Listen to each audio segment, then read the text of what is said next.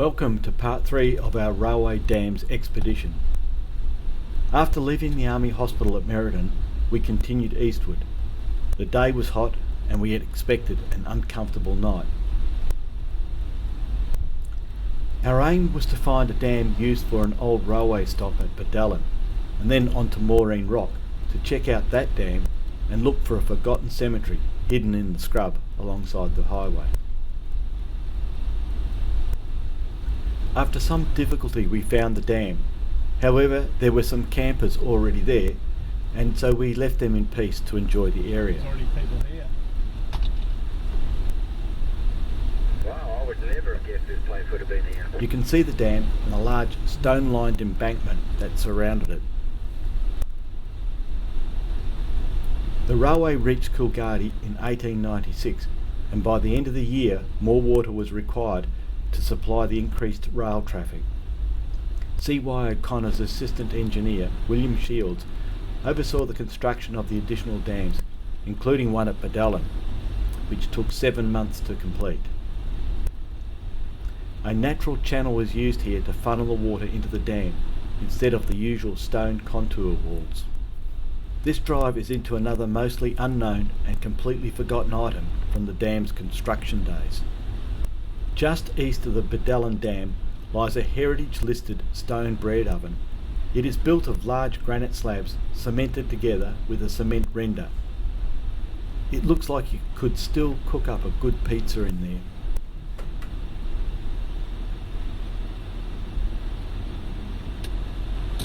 This is the treasure. The dam is just one thing. This is a baker's oven. Yeah, I actually read that on that other thing, but I expected it to be a big tower. I Huh? had a picture of it. Big wasp. Mm.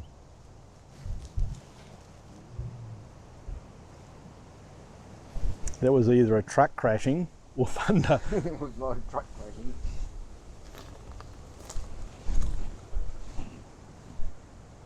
Psst. That's a bread. Better pizza. It's not a pizza oven. Oh, pizza bread, you bucket. The other side looks more like an oven. Oh yeah, it does, doesn't it? Is that rocking? Yeah, it looks like writing just there. Yeah. A bit more there. I can hear that big. Definitely right in there. Hmm. That's a vandal though. Oh, is it? I don't know, it's AJ Ivy. Yeah, 1906. 26. Could be. Because there is an Ivy Road. Oh, okay, yeah, there is. So this dam across over there is the railway dam, and that was for water for the railway line. But Badallan is what, 7 or 8 k's back the other way. So it's, I don't know, but they decided it was easier to channel the water into the dam than build the contour around the rock. So I think what we need to do is get on top of that mound and walk around. Yeah. Yep. Yeah, we do.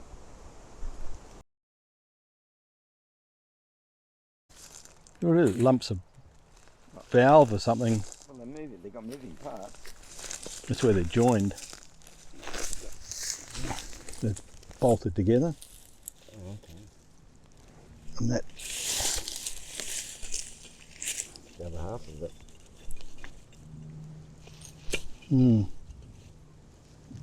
oh, it's a valve, water valve, because that's a Oh, okay. shut-off thing. Wonder what that pile of white stuff is. Sand. That's a lot deeper than what it looks, because it's got holes. You can see holes going to the right and down on this side here. I wonder what they were doing there. It might have been a well. Look at that. The rare explorers have come across the bush and we found something that's actually quite common.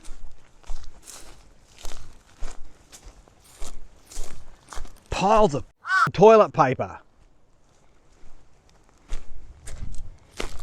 Dirty, filthy. Why do we get toilet paper? Because they're too lazy to dig a fucking hole. The old fence. Oh look,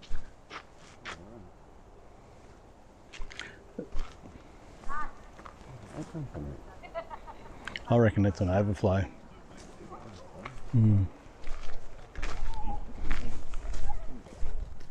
Whole fence made out of roller line and a nice block of concrete.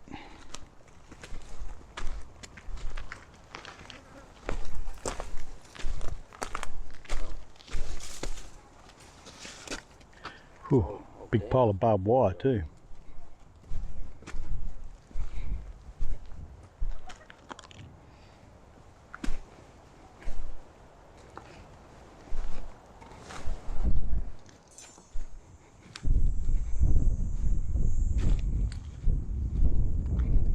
Some pretty serious wire. Serious hole too. So the fence went that way and that way. Let's open the other one. Look at the big hole around that. Yeah. That's how much things either rotted or shrunk. Yeah. It would have shrunk a bit. That's the Bedellin Railway Dam. And this looks like an area where they've been breaking rocks. A big sheet over there that's been lifted up. It's actually been put on a rock. Yeah, and yeah, that's really cool because it looks like they stuck it on that rock and they've drilled these holes to break other bits off. Yeah. Let it fall evenly. Or... Yeah. And there's a channel all the way at the base of the rock.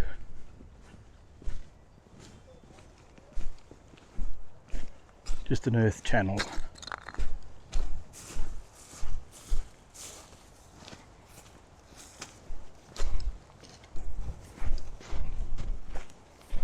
Wow, fair bit of work's gone into this.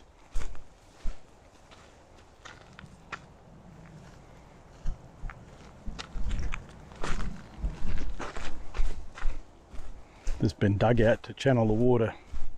I don't want to go through there. I wouldn't go through there. Look how thick it is. That's how they got the water into the dam. Yeah. Just let it run off and down into here. Kwangdong tree with some fruit on it. I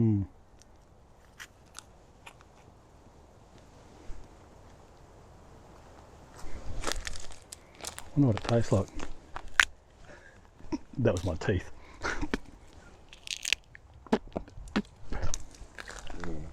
It's like eating bits of wood. Not that I've eaten wood before.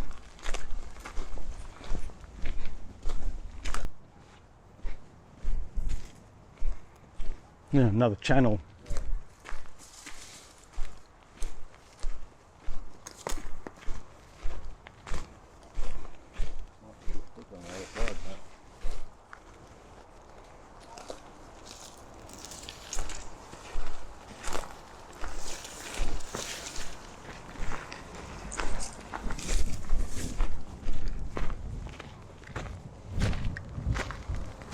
We're not kangaroos. We're not kangaroos.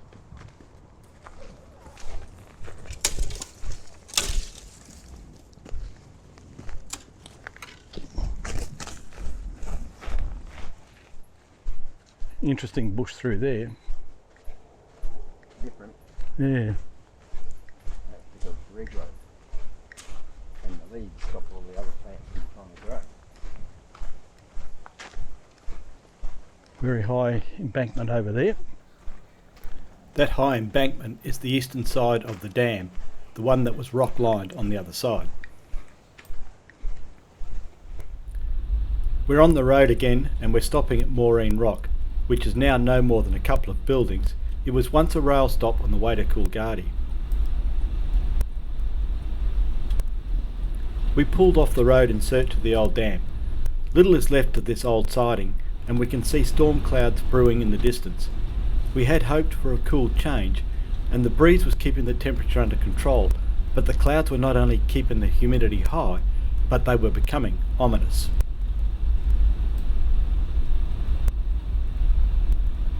This aerial photograph from 1965 shows Maureen Rock and the rail siding with wagons on the track, which is close to the road, and today, little more than a couple of buildings and no railway line. Yes, it's Yeah. So that's now, Mm. and then 90 minutes, expecting it to come down. Yeah, okay. There is thunder rumbling in the distance, and we can see rain on the weather radar. What the? Little birdie. He was down here somewhere. Get the crapper out of it. He must have a nest here. And got to be careful with no eggs. Moraine Rock catchment area.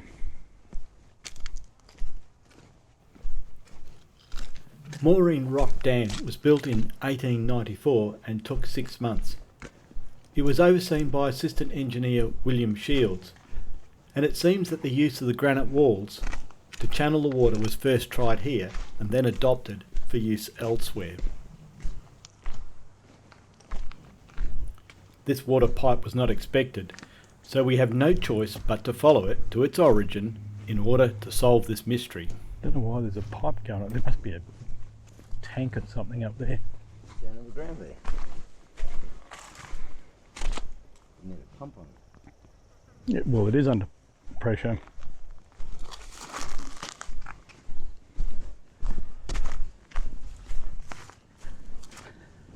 This is how modern day we catch water. It comes out of a pipe.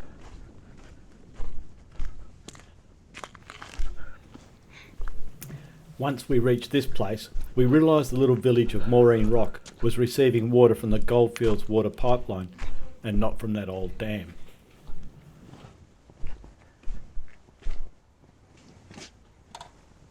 I wonder what happens if you turn those switches. No one's been repaired by the look. Mm. That might have been a gate. Yeah, it was a gate. So it might have been an overflow gate.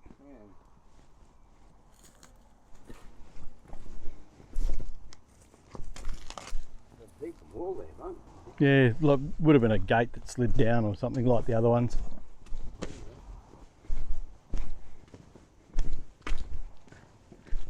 This technique of using the wood to expand in those drill holes is pretty common because it's there as well. Yeah, There's an old piece of wood that was bolted, probably the sleuth thing. or somewhere around here. Oh, here. Yeah.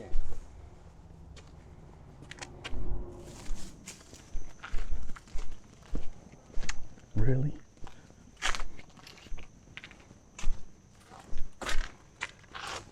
It's a big, long, skinny dam. I don't know why they've got this one shut off. It'll be way through. Just here somewhere. Oh yeah. Or you can just sneak in on it. I don't know if my legs will let me come back up. That's the problem. After forcing old limbs into positions they rarely use, we managed to squeeze through the small doorway. Oh, it's a bit severe, the steepness of this dam. Yeah. Wow. After exploring around Moraine Rock, it was time to find a camp. We eventually found a high rocky outcrop in the hopes of catching some sort of breeze. But as the sun slowly set, a wind picked up, throwing our chairs and table around. This wind was the outer presence of some rough weather heading towards Southern Cross, but at least we would be safe. Or so we thought. Well, this is our second day hunting the railway dams. We've stopped on the Mundaring to Kalgoorlie pipeline. We expected it to be pretty warm last night, but it rained. It rained all night long. I slept in the car and Stephen slept in his tent and got wet. Anyway, we're out here and doing and I don't know what else to say. I can hear your ears bird as well. As we look towards the Goldfields pipeline, it is fitting to remember the man who designed it and supervised its construction, C.Y. O'Connor. His design of the 400-mile pipeline was complete in 1895, but severe doubt from all quarters in its feasibility meant funding was not approved until 3 years later in 1898. The pipeline was opened in January 1903, but C.Y. O'Connor was dead. The continual arguing, bad-mouthing the project and himself personally took its toll, and he shot himself near Robb Jetty. Such a man was he that his final words were, Put the wing walls to Helena Weir at once. That's the Mundaring Weir we know today. The cost in terms of money was equivalent to the colony's annual budget. In its day, this project was the largest engineering undertaking of the time. It used more steel than any other project in the world, and never before had water been pumped so far or so high. This is a pretty old concrete block on the pipeline. We don't know what it's for, but there's been some steel that's cut off, and you can see some sections of the old pipe. And then there's a couple of patches that have been put in more modern times.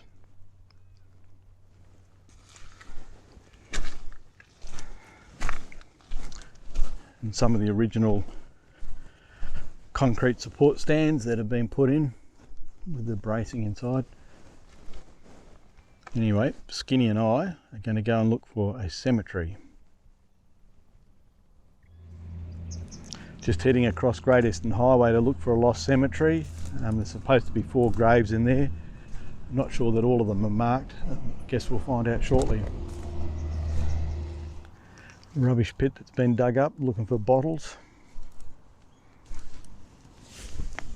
One's still intact.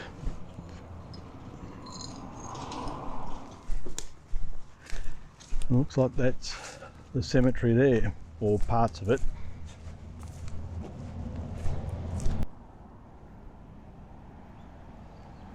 Now, outback graves have marked these 4 people. Not sure where they lie, but in the cemetery here there's more than 4 graves. You can count them.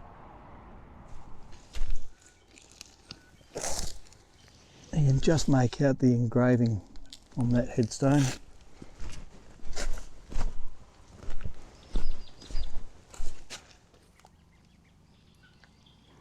Been here nearly 130 years.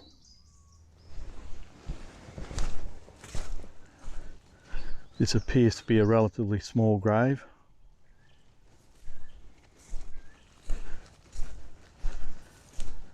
And so does this one. This one looks to be a full-length grave.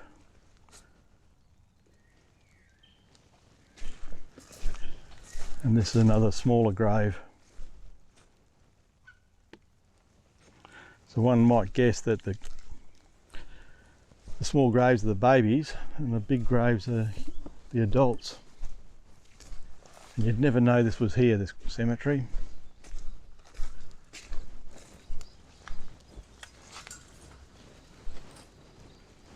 About 1930-32 infant. As with many old cemeteries, the details of burials are often uncertain. One grave was reputed to have a quartz cross Which in the one's got centre. the quartz cross? That's not quartz.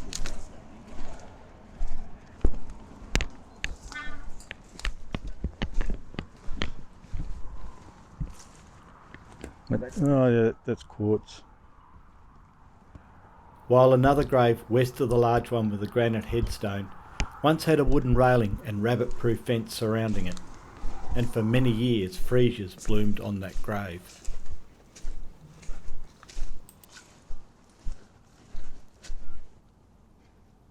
Oh, guess what? They're freesias.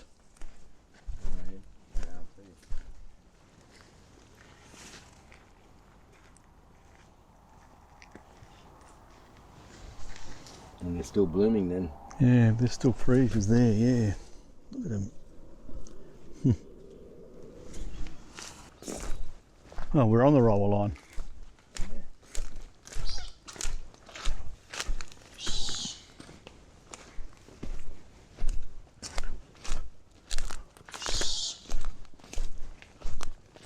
Might just turn around and see if we can get out that way.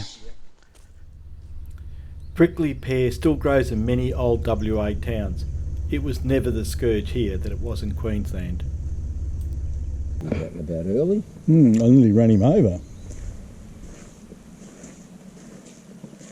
Probably hadn't even woken up properly yet. Can you pick him up and move him off the track? No, fuck his head. Look, they were scary. He's barely got any energy to even open his mouth. Stay tuned for the next exciting episode.